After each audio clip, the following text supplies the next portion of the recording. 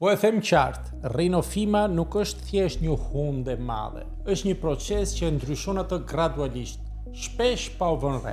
Nëse me kalimin e viteve lëkura e hundës është trashur, poret janë bërë më të theksuara dhe konturet janë rënduar e janë bërë të parregullta, kjo nuk është vetëm një formë naturale. Pyetja vendimtare është, kemi të bëjmë me një tipar gjenetik apo me një gjendje që po përparon?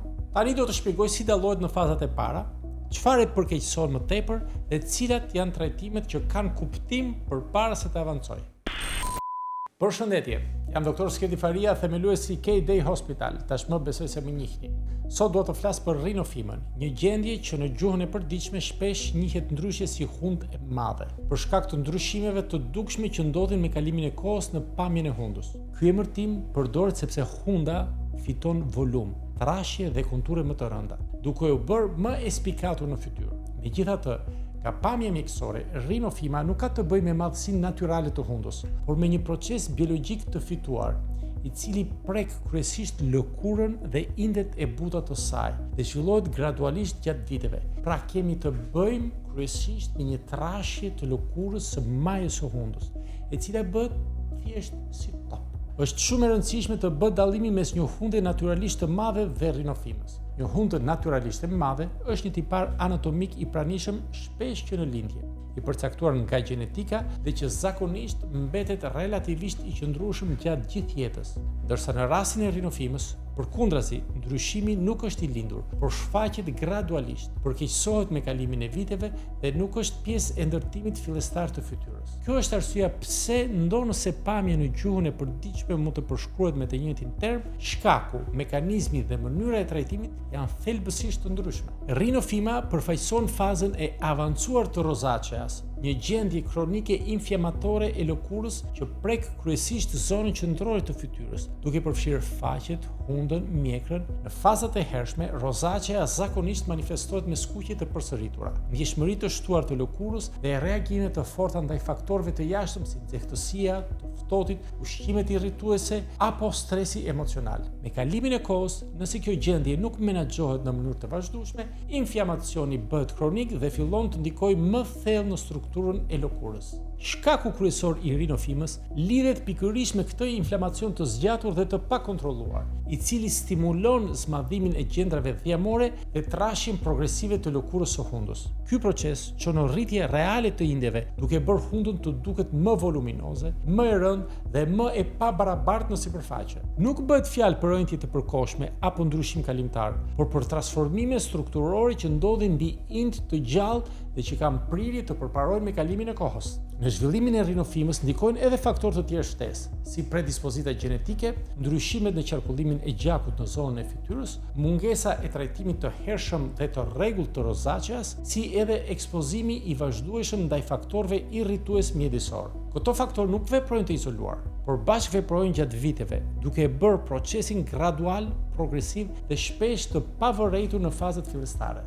Në fazat e para, ndryshimet janë zakonisht të lehta dhe shpesh neglizhohen. Lëkura e hundës mund të duket pak më e trash, poret më të theksuara dhe sipërfaqja më e ashpër në prekje. Në këtë fazë, shumë persona e përshkruajnë pamjen e hundës si pak më e madhe ose pak më e fryrë, pa e kuptuar se bëhet fjalë për një proces biologjik që po zhvillohet gradualisht dhe që nëse nuk menaxhohet, do të vazhdojë të përparojë.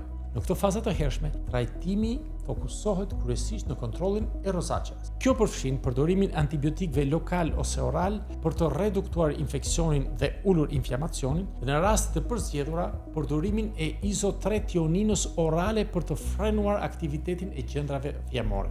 Qëllimi i këtyre trajtimeve është stabilizimi i gjendjes dhe ngadalësimi i përparimit të procesit, jo ndryshimi i formës së hundës. Duhet theksuar qartë se trajtimi mjekësor në këto faza vepron mbi inflamacionin dhe cilësinë e lëkurës, por nuk është në gjendje të ndryshojë formën e hundës kur tashmë ka filluar rritja reale e indeve. Kjo është një pikë shumë e rëndësishme për vendosjen e pritshmërive të sakta dhe për shmangjen e zhgënjimit të mëvonshëm. Me kalimin e viteve, nëse inflamacioni vazhdon pa u kontrolluar, trashja e lëkurës bëhet gjithnjë e më e theksuar. Konturet natyrale të hundës humbasin gradualisht, struktura bëhet më e rëndë dhe pamja ndryshon në mënyrë të dukshme. Në këtë fazë, rinofima nuk është më vetëm një çështje pamje, por edhe një burim real shqetësimi psikologjik dhe social për shumë persona. Kur rinofima ka avancuar dhe ka krijuar rritje reale të indeve, trajtimet e buta nuk janë më të mjaftueshme për të korrigjuar deformimin. Në këto raste, korrigjimi real kërkon ndërhyrje fizike për reduktimin e indeve të tepërta.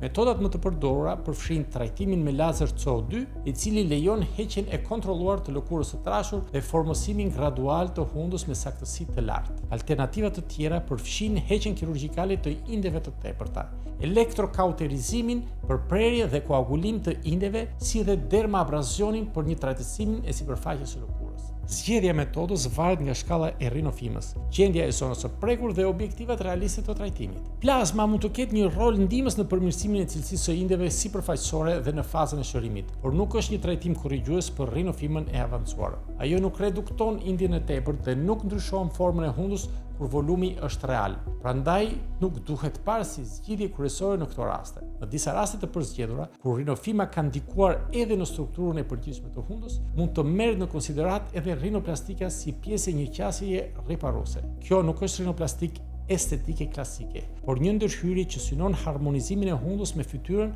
pas reduktimit të indeve të tepërta, duke respektuar anatominë normale dhe funksionin. Është thelbësore të kuptohet se rinofima është rezultat i një procesi biologjik afatgjat, i cili kërkon qasje mjekësore të përgjegjshme, shpjegim të qartë dhe pritshmëri realiste për çdo fazë të trajtimit. Në praktikën mjekësore, një nga gabimet më të shpeshta është krahasimi i rezultatit real me pamje të idealizuara ose të përpunuara. Rinofima nuk mund të zhduket brenda natës dhe nuk mund të kthehet në një hund që nuk i përket anatomisë së personit. Rezultati duhet të vlerësohet gjithmonë në raport me realitetin biologjik dhe funksional. Në përfundim, rinofima është një gjendje e fituar, progresive dhe e lidhur me rozacea kronike, e cila në gjuhën e përditshme njihet ndryshe si hund e madhe, për shkak të pamjes së saj. Dallimi mes mënyrës si zhvillohet dhe shkakut është thelbësor për zgjedhjen e trajtimit të duhur. Roli i mjekut është të shpjegojë qartë kufijtë e çdo metode trajtimi, të vendosë pritshmëri reale dhe të mbrojë mirëqenien afatgjatë të personit. Faleminderit për dëgjimin dhe nëse ju pëlqeu, bëjeni një like, shpërndajeni dhe bëni edhe subscribe në kanalin ton të Kate. Respekt.